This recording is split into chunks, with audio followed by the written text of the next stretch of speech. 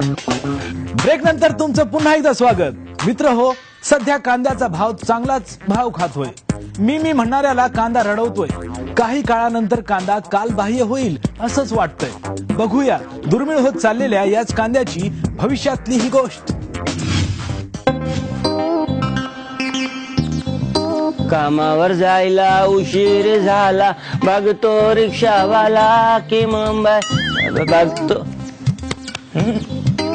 तांदूळ कसा दिला? 100 रुपये ग्राम. 100 रुपये ग्राम.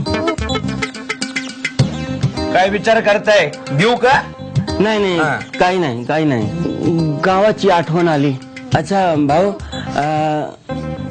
पीठ कसा दिला? 60 रुपये ग्राम. देऊ का? नाही, महाग आहे. इकडे.